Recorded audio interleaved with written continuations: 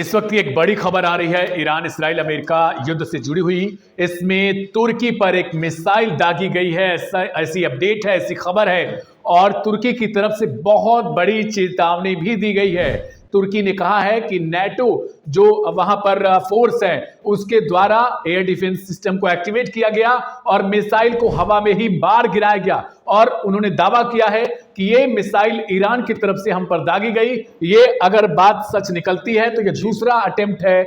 तुर्की पर हमला करने का, जैसा तुर्की की तरफ से लगातार दावा किया जा रहा है। इस बीच उनकी तरफ से एक लेटर जारी किया गया, एक बयान जारी किया गया है और इसमें बताया गया है कि statement on the ballistic missile neutralised in Turkish air space. ये बहुत बड़ी धमकी भी देते हुए नजर आ रहे हैं ईरानी सरकार को, IRGC को, कि ये बस बार बार हम पर हमले करना बंद कर दो, क्योंकि हमने अगर गंभीरता से इस चीज को अब लेना शुरू कर दिया है। इस बीच एक और अपडेट आ रही है कि अमेरिका ने अपने नॉन इमरजेंसी जो उनके काउंसलेट है वहां पर जो उनके दूतावास है उनसे साफ तौर पर उन कर्मचारियों को निकलने के लिए और तुरंत छोड़ने के लिए कह दिया है तुर्की को। तो क्या समझे हम, यानी इनकी भी एंट्री अब हो रही है? देखिए, अमेरिका तो चाहता ही है कि जंग बहुत बड़ी हो और जिस तरह से ईरान मार रहा है इजराइल और अमेरिका के ठिकानों पर, ऐसी स्थिति में अमेरिका की कोशिश होगी कि मिडिल ईस्ट के दूसरे देश वो पूरी कोशिश कर रहा है, साथ में जो नॉन मिडिल ईस्ट देश हैं जैसे तुर्की हो गया, अजरबैजान हो गया, इनको भी कहीं ना कहीं इसमें इन्वॉल्व किया जाए। अब जिस तरह, और ईरान पहले कह चुका कि भाई हम पे कहीं से भी हमला होगा तो हम मारेंगे। तो जैसा कि आप बता रहे हैं कि लगातार ये दूसरी बार ऐसा हमला है ईरान की तरफ से, और पहले हमले के लिए ईरान ने माफी मांगी थी कि भाई जहां से हम पर हमला नहीं हुआ है उनसे हम माफी चाहते हैं अगर हमारी तरफ से किसी तरह का हुआ। देखिए, तुर्की का जो इस पूरे युद्ध को लेकर हमने जब शुरू में, जब जंग नहीं भी चल रही थी और तैयारियां चल रही थी, तो ये तुर्की ही था जो बफर जोन बना रहा था ईरान की सीमा से लग करके। ये कोशिश कर रहा था कि जब जंग होगी, यानी इनको पूरा आइडिया था कि जब जंग होगी तो जनता हमारी तरफ ना आए, एक बफर जोन बना दो, वहीं रोक ले, तुर्की पर एक्स्ट्रा प्रेशर ना पड़े। ये सारी कोशिश कर रहे थे। रजब तैयब एर्दोगान जो कि मुस्लिम दुनिया में बड़ा लीडर बनना चाहते हैं, उनके लिए जब एक मौका आया कि वो साथ हो सकते थे या एक इस्लामिक मुल्क के साथ खड़े दिख सकते थे, लेकिन उनका जो रवैया है वो ये बता रहा है कि वो भी उसी खेमे में हैं। हालांकि इसमें कोई शक नहीं कि वो उसी खेमे में, लेकिन उन्होंने कुछ भी बड़कपन नहीं दिखाया कि आगे चलकर के मुस्लिम वर्ल्ड उन्हें एक लीडर के तौर पर देखे। मतलब जो छवि उनकी बन रही थी उन्होंने उससे कहीं ना कहीं धूल धूसरित कर दिया है। ऐसे में कोई आश्चर्य नहीं होगा कि तुर्की भी इस जंग का हिस्सा बन जाए। हालांकि कोई किसी के लिए जंग में आता नहीं है, लेकिन वो मदद करने लगेंगे अपनी इंटेलिजेंस से, दीगर साजो सामान से, हथियारों से। वो कहीं ना कहीं हो सकता है, मतलब अमेरिका और इजराइल के फेवर में ये हो सकता है। काउंसलेट लीव करने के लिए अमेरिका ने जो आदेश जारी किया है, क्या इससे साफ तौर पर संकेत नहीं है? हमने देखा पिछले दौर में किस तरीके से इस्राइल से खाली करने के लिए बोला गया, अरब के देशों में से अपने काउंसलेट को या फिर उनकी जो भी चीजें और थी वहां से साफ तौर पर चेतावनी दे दी गई कि जो नॉन इमरजेंसी के कर्मचारी हैं वो तुरंत छोड़ दें। और वही सिचुएशन बन रहा है इधर धीरे धीरे, यानी कुल मिला जुलाकर एक सिनेरियो गढ़ा जा रहा है। और क्या इसमें हम इस तरीके से भी देखें कि ये फॉल्स फ्लैग वाला ऑपरेशन हो सकता है, जैसा आरोप ईरान की तरफ से, उनकी जनता की तरफ से भी लगाया जा रहा है? उनके कई डिफेंस के जो एक्सपर्ट हैं वो भी कह रहे हैं कि हमारी तरफ से भले ना दागी गई हो, लेकिन इसमें आरोप ये लगता रहा है कि इस्राइल की तरफ से ऐसा कुछ खेल हो। ये भी होता है और जंग में सब जायज है, हम इस पर बात भी करते रहते हैं। और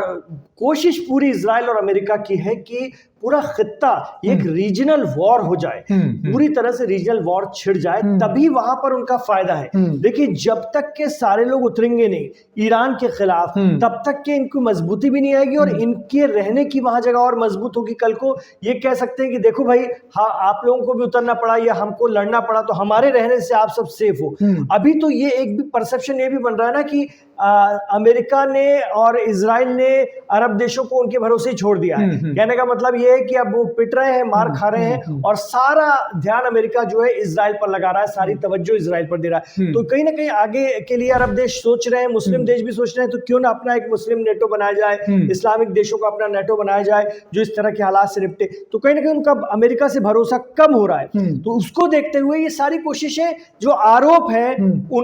उसमें कुछ हद तक सच्चाई हो भी सकती है, हम नहीं कह रहे, लेकिन आरोप ऐसे लगते हैं कि खुद ये लोग मार रहे हो और ये दिखाने के लिए कि देखो देखो तुम पर भी हमला हो रहा है, आओ हमारे साथ जंग में शामिल हो जाओ। ये हमने वही बात है कि जब हमने पिछली बार ये चर्चा की थी कि सऊदी अरब के साथ पाकिस्तान एक टाई अप कर चुका था, वो डिफेंस को लेकर जी। हम पर हमला तुम पर हमला वाली रणनीति थी, और पाकिस्तान और दूसरी तरफ तुर्की, अजरबैजान, यानी जो भी अमेरिका और इसराइल के सहयोगी देश हैं, और वो उस तरीके से है कि जो वो इंस्ट्रक्ट करेगा वही करना है आपको, और कुल मिला जुलाकर एक सिनेरियो इस तरीके से ही गढ़ा जा रहा है इनकी तरफ से। चाहे बयान आप देखें कि भाई हम नेटो वाले मुल्क हैं, हम तैयार हो जाएंगे, इन्होंने तो बल्कि इस बार तो बहुत कड़ी चेतावनी, कड़ी लफ्जों का इस्तेमाल किया है कि बस अब हम थक चुके हैं ये तुम्हारा देख के। साउथ तुर्की में ये हालात हुए हैं फिलहाल, लेकिन सवाल एक चीज और है, दर्शकों के मन में भी होगा, अगर तुर्की शामिल हो जाता है या पाकिस्तान इधर से शामिल हो जाता तो ईरान पर तो बहुत बड़ा एक प्रेशर बनाने की तैयारी हो जाएगी। बिल्कुल, अब जंग चल रही है, जंग में तो सब लोग अपने अपने हथकंडे अपनाएंगे, और ये तो पूरा एक खेमा है ना,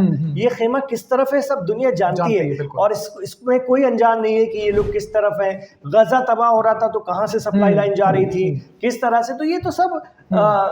ओपन है, इसमें कोई ऐसी बात ही नहीं है। अब बीच में इन्होंने ऐसी छवि बनाई थी, रजब तैयब एर्दोगान जो प्रेसिडेंट है तुर्की के, उन्होंने एक छवि बनाई थी कि हम एंटी इजराइल हैं और इस तरह से, लेकिन इस जंग में उनकी खामोशी और इसके बाद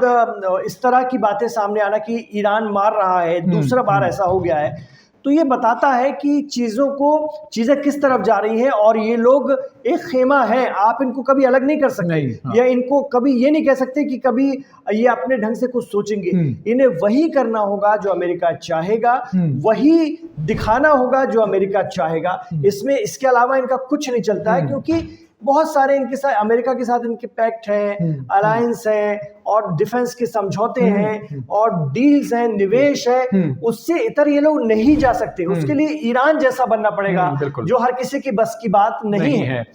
बिल्कुल, ईरान ने तो बीच में ऐलान भी किया था, आ जाओ जिसको भी आना है अब तो देख ही लेंगे, क्योंकि जब हम गिरी चुके हैं उस जगह पे जहां पे आप सबसे लड़ना है, तो अब कोई भी क्यों ना आए, जब अमेरिका सामने हो, इसराइल सामने हो, सबसे लड़ लिया तो तुर्की और पाकिस्तान की बात ही क्या की जाए। बहरहाल एक और बड़ी खबर यह है कि जिस तरीके से तेल डिपो पर करीब बताया जा रहा है कि 50 करोड़ लीटर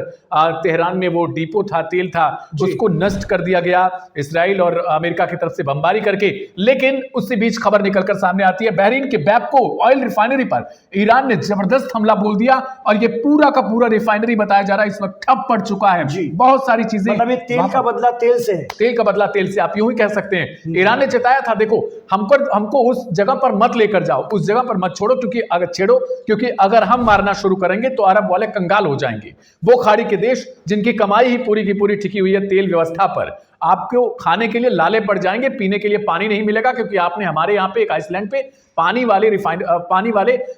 उस पर भी मार दिया था, जो मशीन है वहां पर, जिस तरीके से मीठे पानी के लिए, तो उस वाली चीजों पर आपने वहां पे भी मार दिया था। उसके बाद कहा यह भी गया कि बहरीन वाले एक प्लांट है उनका,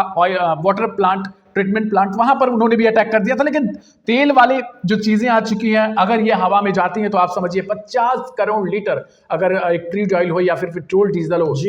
रिफाइन किया गया भी ऑयल हो, तो वो अगर जलेगा तो सोचिए किस तरीके से वहां की जनता के लिए कितनी दिक्कत हो सकती है। केमिकल वॉर भी इसे कहा जा रहा है ईरान की तरफ से, क्योंकि वो बहुत ही हानिकारक हवा हो जाएगी, दूषित हो जाएगी, धुएं, कार्बन डाइऑक्साइड की मात्रा इतनी बढ़ जाएगी। तो वो सारी चीजें लेते हुए ईरान ने आखिरकार बदला ले लिया है, और अब उनकी तरफ से हमने बीच में भी देखा था, आईआरजीसी की तरफ से कहा गया था कि जो हमारे पड़ोसी मुल्क हैं वो अपनी जमीन का इस्तेमाल ना होने दे हमारे खिलाफ, वरना हमारे पास कोई ऑप्शन नहीं है सिवाय आपको भी टारगेट करने के, आपके उन बेसिस को टारगेट करने के, और बाद में हमें मत बताइएगा कि ज्ञान क्या होता है या फिर युद्ध का नियम क्या होता है। तो कुल मिला जुलाकर ईरान की रणनीति यही है कि चाहे कोई भी आ जाए अब तो निपटना ही है। बिल्कुल, चाहे तुर्की हो सामने, फिर अजरबैजान हो या कोई और दूसरा देश, वो तो मार रहे हैं, और अभी मारा है या नहीं ये कंफर्म नहीं हुआ है, ये भी सिर्फ आरोप लगा है उन पर। इसको लेकर के क्या खुलासा, क्या इंकशाफ होता है, ये देखने वाली बात हो। हालांकि तुर्की की तरफ से वो प्रेस रिलीज जारी कर दी गई है, जहां आरोप लगाते हैं, अभी आरोप ही